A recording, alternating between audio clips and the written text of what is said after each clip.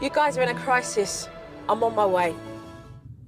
Hey everyone, welcome back to my channel. So today I'm going to be combining two of my favorite things, and that's books and Taylor Swift. And so this video is exactly what it says on the tin. I am going to be recommending you a book that I think you might enjoy based on your favorite Taylor Swift album. So Taylor's first album is her self-titled debut. This was released when she was still a teenager, and I think she was probably like 13 or 14 when she was writing these songs. And by the time it was released, I think she was 15, but when she was writing the songs, I think she was kind of like 13, 14. Because of that, I picked a middle grade romance book because I feel like it would parallel the themes of this album really well. One of my favorite songs on this album is Teardrops on My Guitar, which is about unrequited love and, you know, feeling ugly, feeling out of place, which when I was 12 years old, I could very much relate to that. And so if Taylor's self-titled debut is your favorite album, I would recommend that you read Fairest by Gail Carson Levine. So you probably have heard of this author. She also wrote Ella Enchanted, which she's very well known for, and I absolutely love that book. But Fairest is also set in the same world as Ella Enchanted, and it follows the story of this girl who she doesn't exactly fit in with everyone else. She's not very conventionally attractive, but despite that, she can sing really well. She has a really beautiful singing voice, and in the country where she lives, music and singing are venerated above all else. And so her beautiful singing voice is it catches the attention of the queen. And so the queen hires her as her lady's maid, and the main character basically helps the queen fool everyone into thinking that the queen has a really beautiful singing voice. It's just a really sweet story of learning to accept yourself the way you are and being proud of the things that you're good at. And it was a really great book to have read when I was a kid. And the romance in this book is also very sweet. It's a really good retelling of the Snow White fairy tale. And even though it is middle grade, I think the writing is still just as good when you read it as an adult. And so Taylor's second album is Fearless, and of all her albums, I think Fearless is kind of her coming of age album. And so if Fearless is your favorite album by Taylor, I would recommend that you read This One Summer by Jillian Tamaki. This is also a coming of age story, and so that's why I think it's so appropriate for this album. And it's a graphic novel, and I absolutely love the art in this novel. All of the illustrations are colored in with this really beautiful bluish purplish color, and it gives the novel this very melancholic, nostalgic ambiance. The graphic novel is about these two girls during their summer vacation, and they're just kind of coming to grips with getting older. They're like on the cusp of becoming teenagers, and it's a slice of life story. It's nothing too crazy in terms of plot, but I really loved it when I read it. And I really appreciate graphic novels because they're just so accessible and easy to read. You just have to kind of pick them up and you can get absorbed into the story. This One Summer is absolutely one of my favorite graphic novels of all time. So Speak Now is Taylor's third album, and this album is very famous for the fact that Taylor wrote it all by herself. There's no other songwriting credits on this album.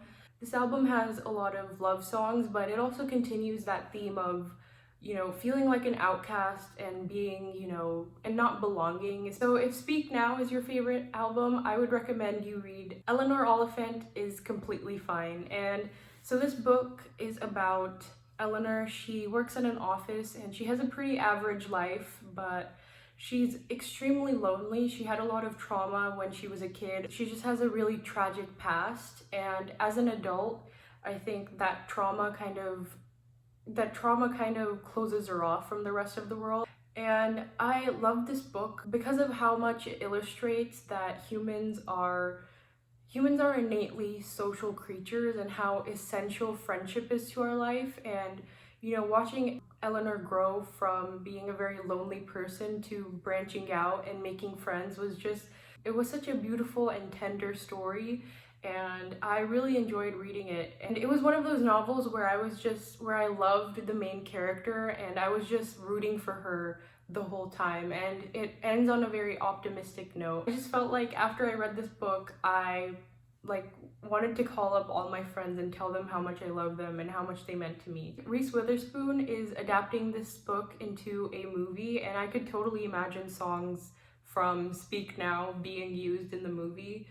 And yeah, I just really enjoyed this novel. So Taylor's next album is Red, and Red is undeniably, if you've ever listened to Red, it is undeniably a autumnal album. It takes place in the fall. The best song on the album, or the best song in my opinion at least, All Too Well, mentions fall and, you know, autumn leaves. So I had to pick a novel that was very autumnal as well.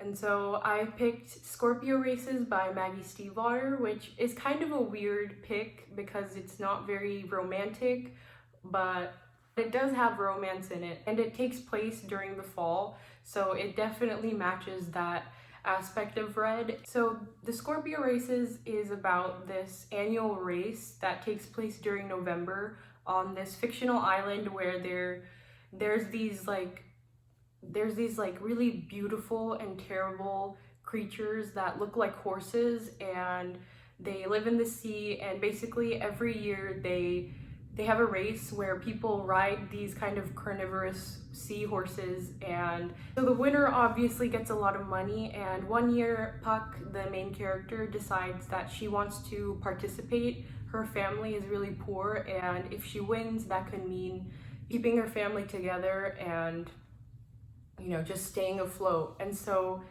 yeah, Maggie Stiefvater is absolutely my favorite YA author of all time. And the setting is absolutely very fall inspired. And I just love the vibe of this book. I think Maggie Stiefvater is so great at writing romance, and I love watching the characters fall in love. And yeah, I just think if you like Red and you really liked the autumnal sort of theme of that album, you would definitely like The Scorpio Races by Maggie Stiefvater. And so 1989 is Taylor's first fully pop album, and when I think of this album, I think of New York. And there's a lot of books that are set in New York, but very few come close to how well Donna Tartt was able to make New York into its own character in the book The Goldfinch. And so if 1989 is your favorite Taylor Swift album and you love the New Yorkiness of it, I would highly recommend that you read The Goldfinch by Donna Tartt. This book is about Theodore. His mom dies in an attack at the Metropolitan Museum of Art, and it basically just follows Theodore's life after her death and how he deals with it and how it influences him even into adulthood. And yeah, like I said, Donna Tartt makes New York into its own character in this book. Like, I don't know how to describe it, but her writing is just so strong. Like, she literally won the Pulitzer Prize for this book, if that matters to you. And like, I can tell why. Like, New York in this book feels very classic. Donna Tartt really captures how old New York feels. Like, Donna Tartt, the way she writes about New York, you just feel like there's so much history, and it adds so much texture to the world. So yeah, while I was reading this book, I was like fully convinced that I wanted to move to New York, which after listening to 1989, I also wanted to move to New York. And so yeah, I think if you liked 1989, you will absolutely love Donna Tartt's The Goldfinch. So before Reputation, Taylor had a very squeaky clean, girl next door, America's sweetheart type image. Reputation is basically Taylor rejecting her previous images and accepting that she has grown up and she's no longer the country sweetheart she used to be. But also, if you listen to the album, the aesthetic of it is very dark, but it's also about, most of the songs on the album are about falling in love. And so if Reputation is your favorite Taylor album, I would recommend that you read Revenger by Alastair Reynolds. And so this book is basically about a bunch of space pirates who travel around space and try to find treasure for money. The concept is super cool, but there's also a really great human aspect to the story, which I often don't like sci-fi because the human aspect of the story is not as good as like the science-y part of it, but that's absolutely not a problem in this book. It follows these two sisters, and so one of the sisters gets kidnapped by a really notorious space pirate. It's basically just about the story of one sister trying to find the other and trying to get revenge for her kidnapping.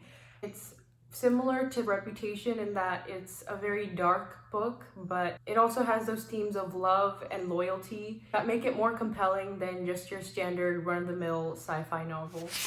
It's kind of funny, the aesthetic shift from Reputation to Lover, because Lover is everything that Reputation wasn't. It's light and airy and very colorful. And so if Lover was your favorite Taylor Swift album, I would recommend that you read Normal People by Sally Rooney.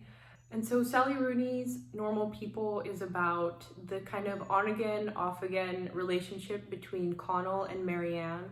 And Lover is obviously an album about a very healthy relationship. It's very much about just being in uncomplicated love with someone. And while Normal People is not uncomplicated, the sort of arc of Marianne and Connell's relationship starts out very unhealthy, but eventually they get to a place where just for having been in each other's lives, these characters made each other better people.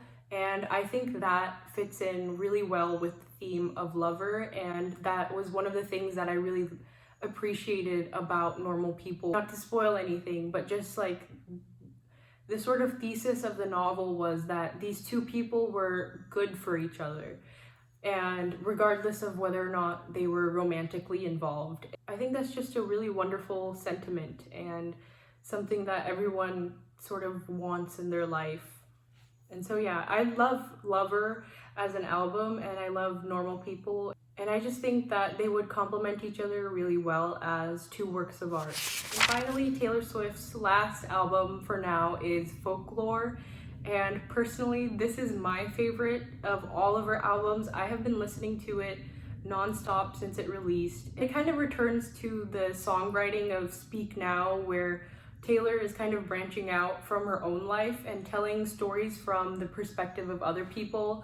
I think that if you took the sound of Sufjan Stevens, Mazzy Star, and Lana Del Rey and kind of like melded it into one, this is the album you would get. But the songwriting is purely Taylor's voice, and I absolutely love the writing in this album. I think it's her best album yet, just in terms of songwriting. And so it was really hard for me to pick a novel that kind of matches the level of writing in the album, but I think that if Folklore is your favorite Taylor Swift album, I think you would really enjoy the novel Kitchen by Banana Yoshimoto. And so this Kitchen by Banana Yoshimoto is about Mikage. She is an orphan who lives with her grandmother, and after her grandmother passes away, she feels she's basically left alone. But while she's grieving, one of her friends, Yuichi, kind of takes her in, and she starts living with Yuichi and his mom. This novel has a lot of themes of chosen family, which is one of the themes that Taylor explores in Folklore.